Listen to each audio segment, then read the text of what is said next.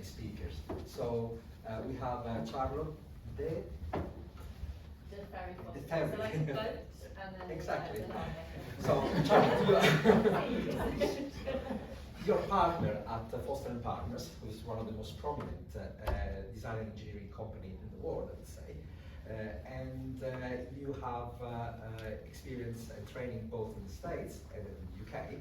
And Charlotte is now managing a very interesting project in Sweden, actually, besides working on the UK project. So really, your perspective today is going to help our guests in terms of understanding what a corporate in the UK is doing on the road to net zero. Sammy. Sammy is leading, Sammy Fry is leading the Tech for Tech Nation, the net zero program, which is really the essence of the mission of Tech Nation, which is acting as a facilitating hub for both corporates, startups, and other public and private stakeholders. So it's really in the private sector acting as a hub for the innovation ecosystem in the UK. You're also co-leading another very important program, which is Tech Zero, which is more on the public sector program, with policy, trying to really work with the government and with corporates to plot a line to decarbonizing the way companies as well. So I would say, besides sharing their experience, probably I'd like to actually first give us a perspective, and thanks to Peter for setting that up very clearly. The UK has got a very, very clear, ambitious and comprehensive strategy for net zero. So in terms of targets, the UK as a government wants to go 30% in terms of reducing the GHG emissions until between now and 2030, which is very aggressive, and go completely net zero by 2050. The mayor of London is, as far as the activities led by mayor of London, GLA, is even more aggressive, 30%, net zero by 2030. So we got a very ambitious context. No, I'd like to really leverage the experience of Sam and Charlie to really give you clear examples of how this is happening in the UK. I'd like to start with Sammy, if that's okay. And also, sorry, just another sort of housekeeping. We are a small and cozy environment. So although we do have a Q&A session at the end, feel welcome the moment that our speakers have something interesting that really resonates with you to raise a question, introduce yourself, and ask away.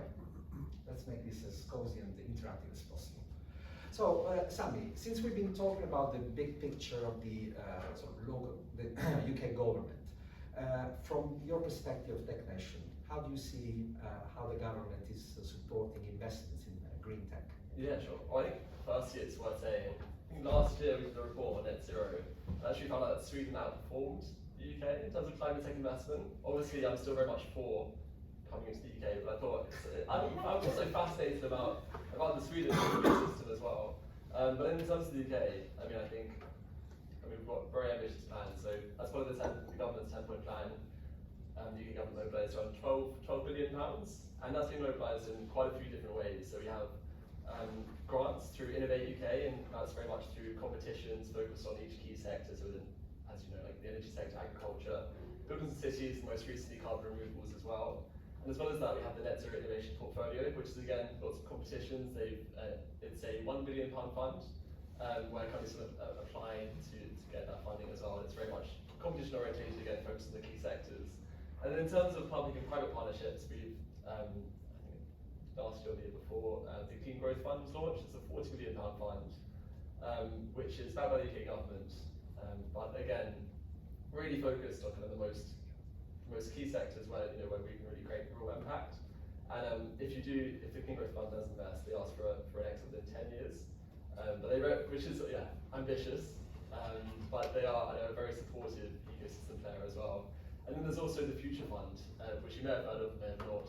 And it's a public-private partnership, so where there's a lot of investors that are a part of it, and then essentially the government will support investments, especially into R&D intensive companies, by giving 30% of 30% on top of the investment that the investor gives. And most recently they launched the Future Fund Breakthrough as well, which is even more focused on how can we really scale the most impactful solutions, so really scaling hardware, life science, and that sort of thing. So I think there's certainly initiatives that are worth looking at, and some of the initiatives you do have to be headquartered in the UK, but some you don't as well. So that's just a brief overview. So those are the four ways, I think the four main ways funds being mobilised, but I think a lot more will happen soon as well, because the £12 billion in funding, I don't think it's fully been allocated yet, so there's a lot more to happen. Fantastic. So I guess that Peter would welcome what I'm going to say. Come to the UK and have some kind of industrial or investment integration with the local country. That would be sort of the essence of working around the Brexit barriers. Charlotte, okay, we've got the perspective from the public sector support for the green tech sector. In terms of the experience of fostering partners, what can you tell us of your strategy, your actions? Yeah, well, first of all, I will just say that I'm here with notes because I never leave anywhere without a sketchbook. So I'm normally I'm talking to screens and things like that. But I think that most probably what is great that we have is that we've got this kind of science-based target, but within planetary boundaries. So we're all aiming for this 1.5 degree of climate change. And I think within the built environment, we have a really big part to play in this, because we are directly responsible for 25% of the carbon emissions in the UK itself. And then if you add to that transport to and from site, transport around site, that actually goes up to over 40%. So as an architect, I am directly responsible. However, I also should have the mission in my mind to actually be able to make the change. So I have that ability, let's say, to make the change there. And so I think that there are some fantastic regulations, certifications set up, over 250 certifications worldwide, all slightly differently. You could get a LEED Platinum building that would equate to a BREEAM Silver building. So there's nothing really that equates to anything else, and they're all really targeting different specifics. I think that in the UK we've got neighbours, we've got the London Plan, which is targeting more of the holistic and wellness and social areas. But I think one thing that they do is, unfortunately, although they're very, very ambitious, they're not quite meeting the 1.5 ambition. They're not quite meeting this 1.5 target. If you were to get a LEED Platinum building, you'd still be, or a BREEAM Excellent building, you'd still be maybe teetering on 2.5 degrees. Therefore, and the problem with that is because all the certifications really concentrate on the operational carbon and the operational energy. So we need to also look at the embodied energy.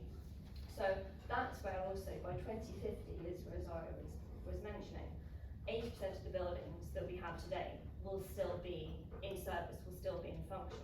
So it's no longer about knocking down and designing brand new buildings. It's very much about retrofit and renovation and rejuvenation and trying to use spaces in different ways. So I think, for example, we've got a building in for planning at the moment, St James Square in London. And the idea there is we try to keep as much of the existing structure as we can, as much of the existing building materials as we can. And the idea really there is to re-shell or re-skin the building, let's say, with a newer, far more energy efficient facade system.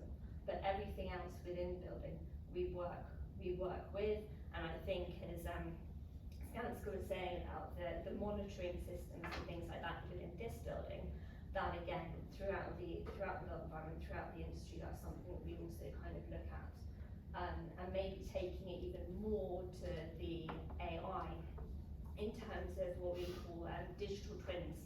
So the digital twin, which I'm sure a lot of you in this room know about, is where we have a 3D model of an exact, basically carbon copy of a building.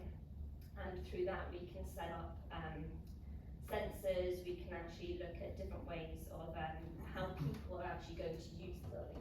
So it's far more about spatial flows and how people are going to interact, which I think in terms of workplace and everybody coming back to work post-COVID is also something that's also very interesting to analyse. So it's a digital analysis tool that will also help with people flows, occupancies, and things like that as well. Just wonder, at this point, maybe some of you who plays in the space of energy has got any question or any experience to share that is relevant with what Charlotte has just mentioned. Because some of you actually work with buildings.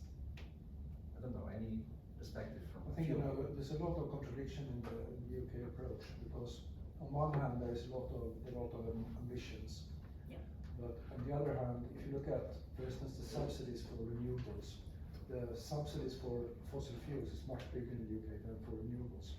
That's a big contradiction. If you look at the Guardian published an article in the number of meetings ministers took with representatives of renewable industry and fossil fuel industry, and they are meeting representatives of the fossil fuel industry 8 times more frequently than representatives from the renewable industry.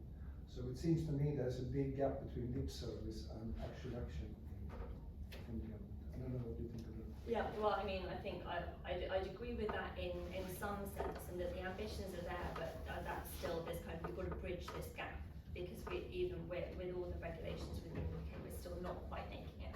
However, I think that's where businesses and industry kind of comes into play, because we have to go one better.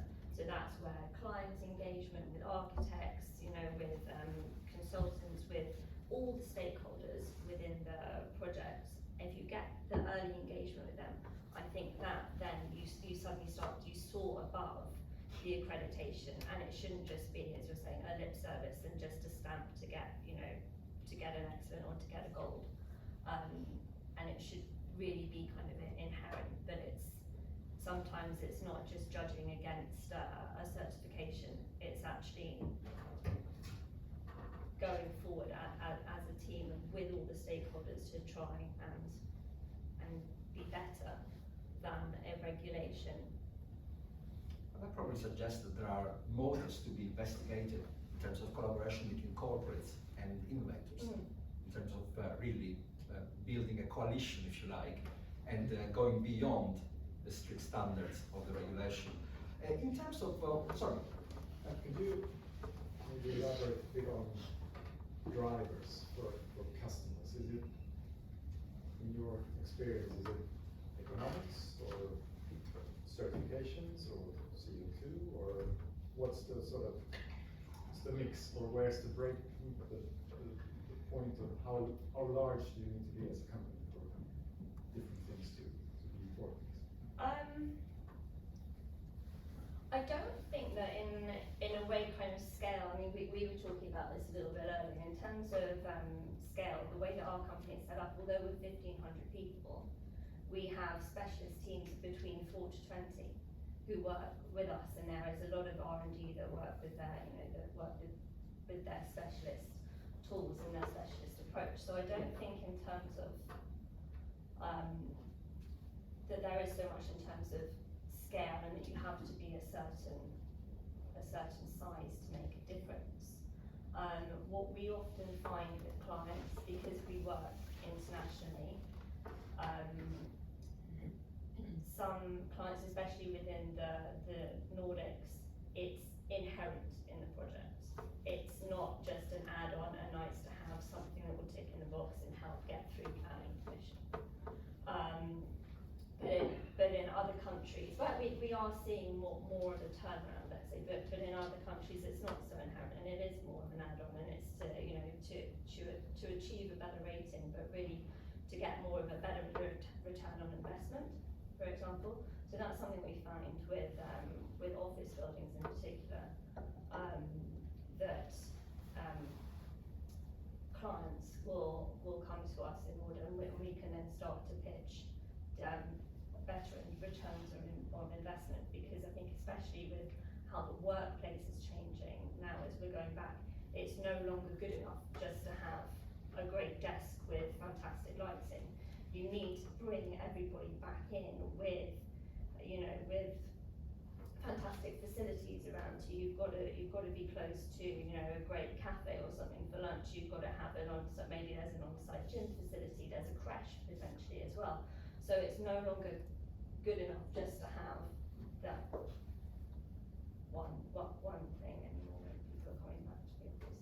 Before we bring in again something regarding investments, private investments, I'd like to hear from Tatiana. I think that Sammy will be the one who will answer the question. So in EU we have this EU ETC system for like trading carbon credits and basically decarbonization and so on and so forth. What's it called, sorry? EU ETC. What is the system in UK, because UK is no longer part of EU, so I mean there must be something. Directly on the carbon credit side? No, it's specifically for decarbonization in general and for your footprint and everything. So it's basically managing the whole decarbonization thing for corporates and medium-sized companies as well. So yeah, there's various initiatives. I'm not sure if there's actually just one. So I mean, is there any policy, like specific policy regulation? It's not. Yes, I mean there's initiative. mandatory reporting for corporates. That's called an initiative called TCFD. Where companies do have to disclose their emissions. And then there's numerous other initiatives to support SMEs. So there's what's called the SME Climate Hub, which is part of the United Nations Race to Zero, where there's a huge campaign to incentivize SMEs who have up to 500 employees to make sure they're also measuring decarbonising. That's a lot of the work I do on Tech Zero as well is also very similar. So we support tech companies all across the world. I mean, I'd actually recommend all of you to check it out as well if you can. So it's essentially a really supportive ecosystem to allow tech companies to really create robust net zero strategies. And we help as much as we can. We've got a toolkit where it's kind of we aim at really providing best practice guidance on what tangible actions companies can take, because often people can get so lost in guidance for net zero. So that's much more on the advisory side. It's not necessarily compulsory, but it is going to be compulsory, I think, in the future. Now it is for corporates, not for SMEs. But for corporates, they do have to report. But do they need to make their emissions smaller year per year, and like how do they cover up for their emissions? Do they need just to like start? Yeah, I think that is. I believe that will become mandatory very shortly. But it's not yet in UK. I'm not sure. Yeah. But as well, I think, first reporting as well. That's all. Yeah, they're set targets, but I'm not sure whether it's regulated. Yeah, companies now have to report. But I think you're right. I mean that's something that obviously, in my opinion, needs to happen now. Because in EU it's regulatory, and I was wondering if it stayed in UK as well. Probably. Sorry. Yeah, so basically, just before COP26, the Chancellor came out with a statement. There's a consultation coming out now in April, basically the green taxonomy, which will kind of align with the EU taxonomy. So it hasn't really started, but the movement has started towards align with other taxonomies of the world. Okay, thank you so much. Yes, that's very, very well. Yeah, thanks. Yeah, always like to answer that. For those who work in the private sector, the culture here in the UK, which is what we embraced, even who's not obviously British by birth, is that it's all about voluntary standards adoption until the Chancellor comes up with some kind of framework that then goes through consultation, which is a typical process. So from the point of view of taxonomy, the EU tends to be obviously more structured and more top-down, as opposed to bottom-up. That's the case. Yes. Also, that actually shows that this is really private-led market, private initiative-led, and private investment-led. So besides the figures that Sam has discussed in terms of from the government, probably the most important and most interesting part for you is the investments that are coming from the private sector. So maybe if you want to tell us about the ecosystem of investors who are becoming increasingly sensitive and prone to investing in green tech compared to a few years ago. Yeah, of course. Yeah, so it's worth saying now that the UK is the European leader in climate tech. So UK investments in climate tech actually trebled last year. And I mean, currently, the only issue is that I think only 20% of investments are only going to 20% of the most impactful sectors.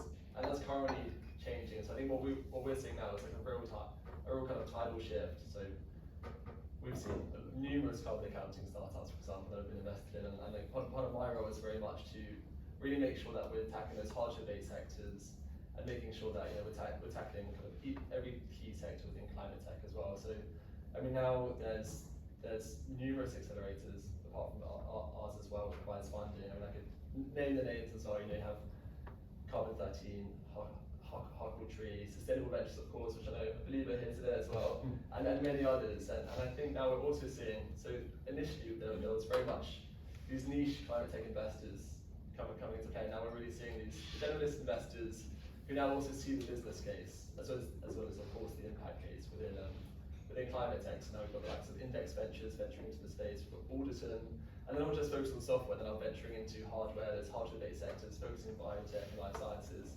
So I think right now the sector is very, very exciting. And is that time? No. So no, I mean, it's an amazing ecosystem at the moment. And we've done a lot of work at TechNation to really map out the main players within climate tech. So both within the UK, climate tech specific, and also generalist investors across the world who are now really investing heavily into the climate tech space. So yeah, I welcome all of you also to reach out to me. I'm really happy to share that list and support as much as I can as well as part of our remit at TechNation, because we are UK centric, but we are slowly internationalizing. So, but yeah, part of our remit will be to support the wider international climate tech community. So yeah, that's definitely my offering to you as well. It would be interesting to know if any of you has already tapped into this opportunity. Have you ever started a discussion with specialized venture capital or? With National Grid. Sorry? National Grid in UK, they're like our customer. National Grid? Oh, brilliant. Is that National Grid Ventures or the actual? Like National Grid. Okay. We started with the US side because they move faster. And now we're like slowly moving to the UK side. Okay, that's brilliant. Well, definitely one thing that I've observed in my personal experience with fundraising for some startups is that there's been almost a rush from many liquidity providers to allocate their investments from horizontal AI or typical software or delivery of groceries into ESG, purpose-driven, and now it's clean tech. So there's been a multiplication of stakeholders that used to only focus on traditional sectors or traditional interesting sectors for investors into clean tech. There are many different models that are coming up in terms of C13, Carbon 13 in Cambridge that Sammy has mentioned. It's a very interesting model because it's a venture builder. It's assisting research projects almost, and from a very early stage. Also Sustainable Ventures, I'll be very, very keen to, actually, if you want to maybe just jump in and already tell us something. I wouldn't want to ruin my keynote. Okay, so you've got your own specific, okay, no, I did know that, but just wonder if you had anything specific to this one. Okay, well, I think that we got already pretty clear, probably in your perception, idea of what the opportunities are from the public and private sector. I think that the role of corporates, so going back to charity, is going to be quite pivotal for really engaging with companies with your stage of development in the future. So probably quoting some case studies, some examples of how you're factually and practically contributing to net zero in the UK. That'd be great to hear. Okay, and I don't think we've got very long, so I'll try and make it 5 minutes left. But okay, so I'll try and make this brief. But I did just want to start by maybe just thinking about some comparisons between the Nordics and the UK. Just in terms of my personal experience, so the project that I run in Stockholm is called Slussen, and it is a large project which all came around from rejuvenating the lock. And the idea there was actually to save the drinking water for over 2 million residents. So it does seem that the UK often looks to the Nordics as kind of best practice. And I just want to make this a little bit interactive, because with wellness and sustainability, can everybody who knows Greta or has heard of Greta stand up, please? So that has heard of it. And okay, so and then remain standing if you know Swampy.